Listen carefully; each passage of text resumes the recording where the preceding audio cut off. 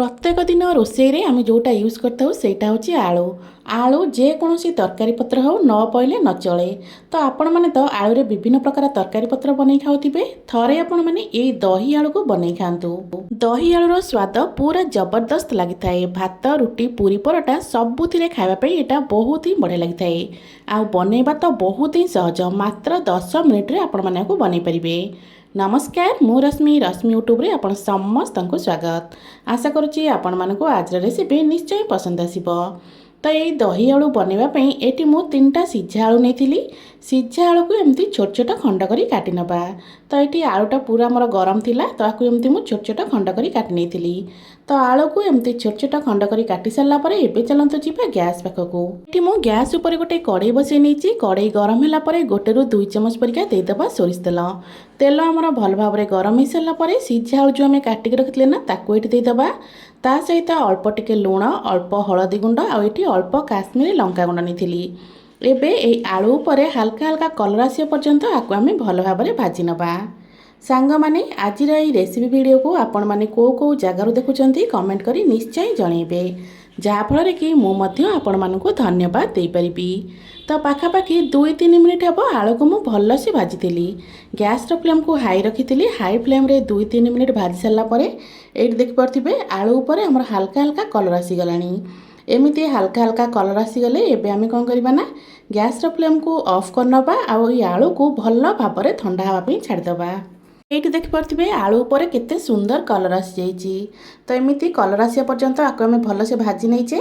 तो ये चलते गैस फ्लेम को ऑफ करनबा आउ ये आलू को भल भाव में ठंडा हाँवाई छाड़ीदबा।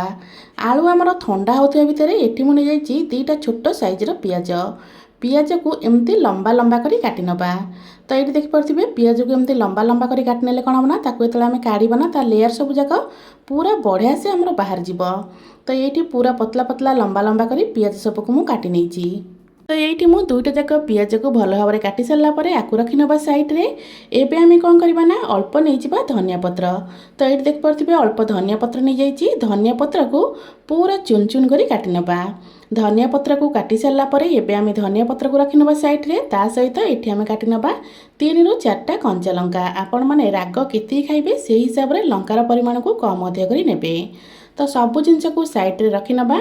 एपटे नहीं जाइए अल्प दही, गोटे हुइस्कर साहाय्य दही को प्रथम आम भल भाव में फेंटी नबा।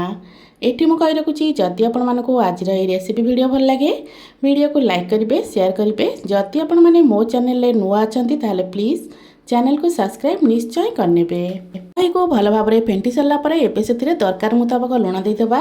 काटी रखि पियाज को दबा, ता सहित काटिक रखि कंचा लंका दबा आउ धनिया पत्र को देदेबा। धनिया पत्र, कंचा लंका, पियाज, लुण दे सारा पर एबे दही को आम भल भाव में मिसई नबा, जेमिति कि लुणटा दही रे भल भाव में मिसीजिव। तो ये पाखापाखि 1-2 मिनिट पर्यंत आपको एमती भल भाव में मिसई नहीं। एमती आपको भल भाव में मिसई सारा पर जो भजा आलू आम बन रखी ना से पूरा ये ठंडा होगा। एबे भजा आलू को आम दही रे देदेबा। भजा आलू को दही रे दे सारा पर आपको भल भाव में आम मिसईबा। तो ये देखिपे भजा आलूर कलरटा केते मस्त देखाउची। ता सहित दही रे मिसई सारा पर कलरटा आहुरी सुंदर देखाउची। तो ये मु दही रे आलू को भलसे मिसई नहीं। दही रे आम एमती आलू को भल भाव में मिसई सारा पर आम ए गोटे तड़का दबा। सांग माने आलू रे तो आपण माने विभिन्न प्रकार तरकारी पत्र घरे बनई खाउछंती। थरे आपण माने ए दही आलू को निहाती ट्राए करिवे। आ ये दही आलूर रेसिपी आपण मानकु केमिति लागला कमेंट माध्यम रे निश्चय जणैबे। तो ये चलतु ए तड़का दबा। तड़का देवाई तड़का पैन को गरम करी से अल्प सोरिष तेल दे देइछि। तेल भल भाव में गरम हो सारा पर ये अल्प जीरा देइथिली। जीरा टिके फुटीगला पर एबे आम देदेबा भृसंग पत्र, हलदी गुंड, ता सहित काश्मीरी लंका गुंड। एबे सबू जाक जिनस भल भाव टिके फुटीगला पर ए तड़का को आम दही उपर देदेबा। दही उपर तड़का को दे सारा पर भलसे आम याको मिसई नबा। ये मु दही आलू रे ये तड़का को भल से पूरा मिसई नौची। आपको एमती ऊपर तल करी पूरा बढ़िया से मिसई नेबे। तो मिसई सारा पर यार कलरटा देखिपे केते सुंदर देखा जाउची। ए दही आलूटा देखिबा जेतिकी सुंदर लगुच ना खाइबा सेतिकी ही स्वादिया। आपण मैंने रुटी पूरी परोटा सहित खाइबे पूरा मस्त लगी था खाइबापी। यू बनइबा तो देखिकी जापे केते सहज। केवल आलू को आम जी समय भाजिले से समय ही आमको समय लगे। जदि आपण मान पाखे सीझा आलू थी ताहले एटा पूरा 10 मिनिट रे बनिजिव। ତ ଆଶା କରୁଛି ଆପଣମାନଙ୍କୁ ଆଜିର ଏହି ରେସିପି ନିଶ୍ଚୟ ପସନ୍ଦ ଆସିଥିବ। ପୁଣି ଆସିବି ଗୋଟେ ନୂଆ ରେସିପି ନେଇ। ସେ ପର୍ଯ୍ୟନ୍ତ ରହୁଛି। ନମସ୍କାର। ଜୟ ଜଗନ୍ନାଥ।